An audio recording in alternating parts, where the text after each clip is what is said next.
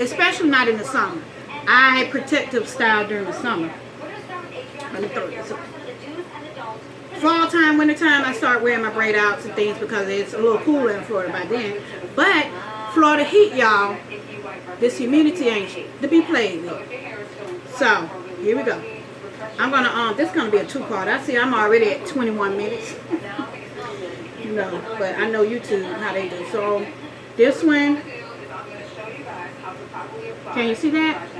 So just take your finger, roll down, and you will feel the difference when it gets a little thin, and then you can just feel where it's flat.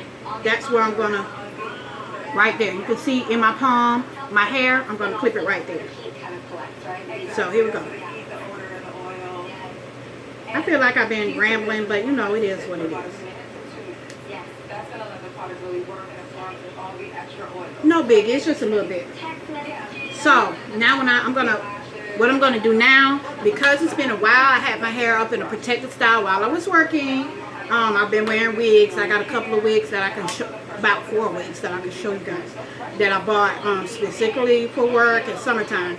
So I have been wearing that, and I have been washing my hair regularly and doing all of that, but I haven't did a real deep conditioner. So what I'm gonna do now is I'm just gonna add a little more leave-in. This is leave-in conditioner, by the way, guys. I don't know if I said that. But I'm just gonna add a little bit more, just a little, to the ponytails themselves, and then I'm going to take my shower cap and put it on. So I didn't take a lot. I just want to get it all the way in, and this is going to be an overnight thing. I have an interview tomorrow. I'm going to take it down and probably pin it up because it's too damn hot to have hair.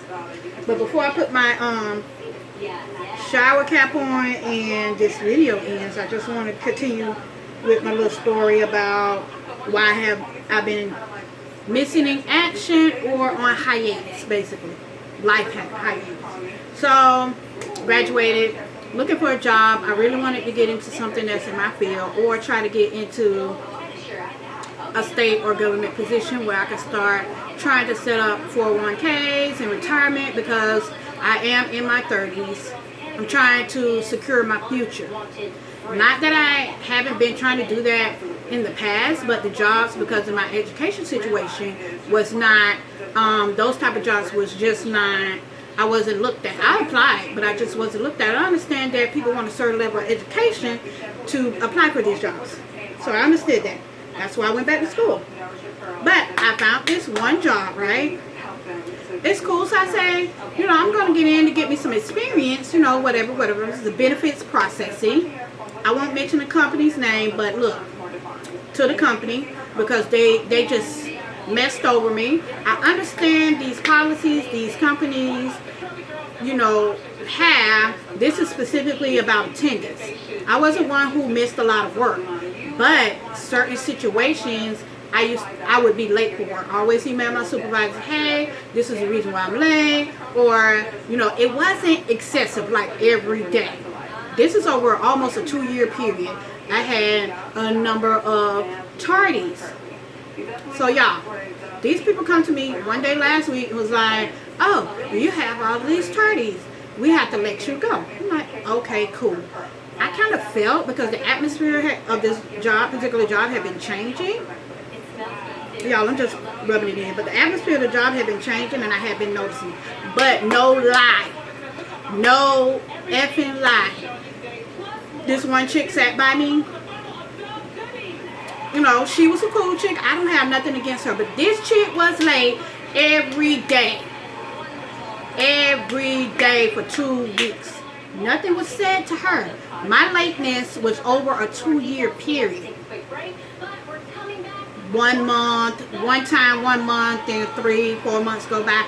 Like that. It wasn't an everyday situation. Granted, it was a lot, but life happened. I live in Tallahassee, like I said, but I live on the outskirts, so I have to travel. It's a 30-minute, 45-minute route.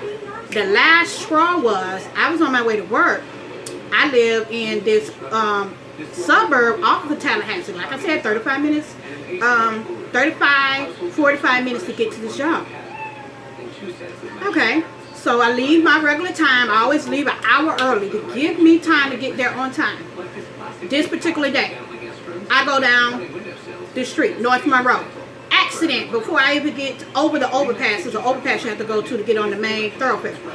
So I take a right to try to get on, because there's 3 ways you can get from where I live to my job. It's 3 major roads that you can take. Only 3.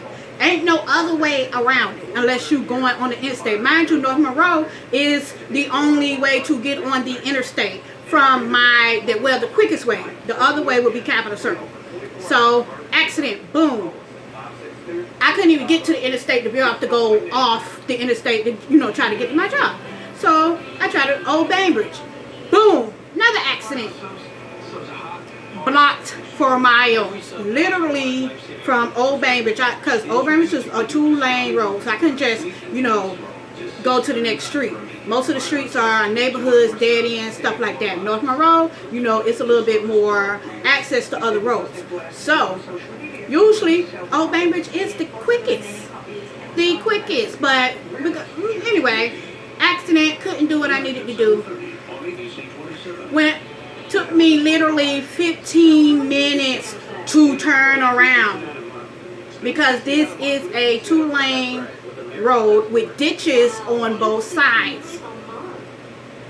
I did it, so I decided to go around the Capitol Circle. This took me out of my way. I mean, it's faster because it's straight to my job. But I was already I left an hour early. North Monroe block, that took 10 minutes. Old Bainbridge block, they took another 15 minutes, so that's 25 minutes off my drive time. So I only had 30 minutes to get to work. Everybody is getting on this Capitol Circle because these 2 roads are blocked. So I get on this road, driving down. I get there 11 minutes. I'm supposed to be there at 9 o'clock, 9:11. I immediately emailed my supervisor. Listen, this is why I late. Traffic. It can be verified that both access points were blocked. I could not get through. These people told me before, when I first started, if anything like that happens, it's especially if it can be verified by the news, it's automatically, accepted. It won't be marked against you. They use that to fire me. Okay, cool. That's cool. You're not dealing with a dummy though, because I know my rights. So anyway, I ain't gonna go into that, but yeah, so they let me go, whatever. So now I have all this free time, and I've been laying down. I am still a little depressed because I hate not working. And I don't have any little kids anymore, so it's not like I can devote my time to that. My son is 19, and my youngest son is about to be 15. These kids don't need me. They don't even want to see me. The only time they come to me is when it's time to pay their cell phone bill. So, it is what it is. I'm still a mom and all of that, but I don't have little children to devote that time to. I don't like sitting idle. It just irks me.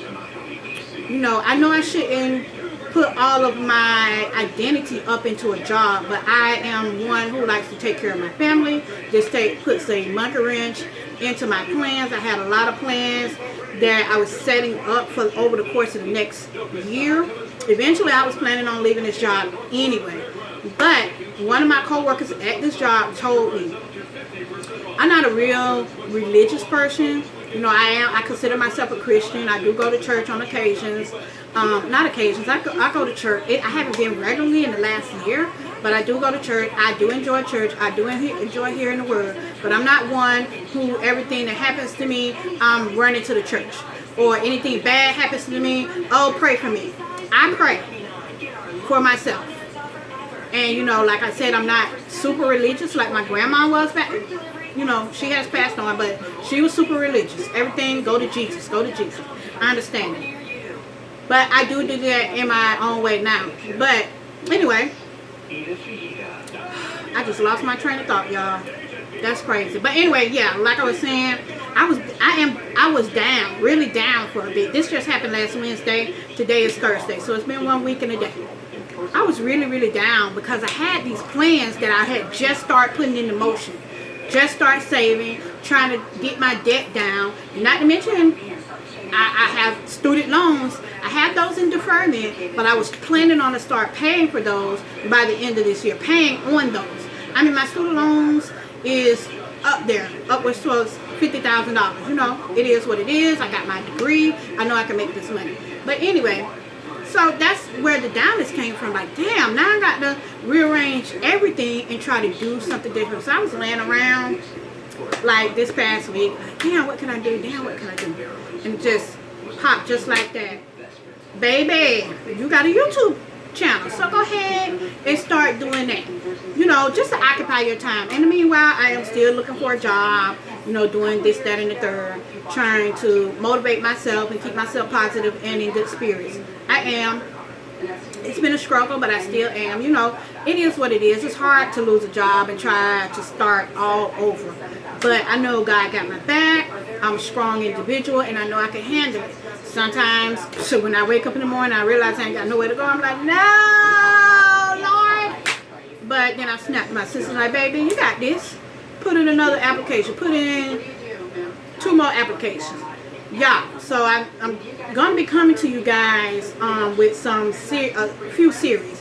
One of them is going to be about my job hunting process, because I've been job hunting meanwhile I was working, because I always believe in having a plan B, baby, because, you know, you never know what's going to go down with, you know, your job. So you got to have all of these irons in the fire, if you know what I mean.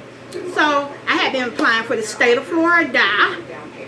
I love my state, but the hiring practices suck ass. I'm serious. Like, I put in 100 applications, 100 different positions, but this is the state of Florida. They have it set up where, you know, you submit applications to their one website, but different positions, different agencies, DOT, Department of Corrections, the Department of Revenue, all of that. Been on skills verification tests where you take tests to make sure you know what you're, you know, going to be working with.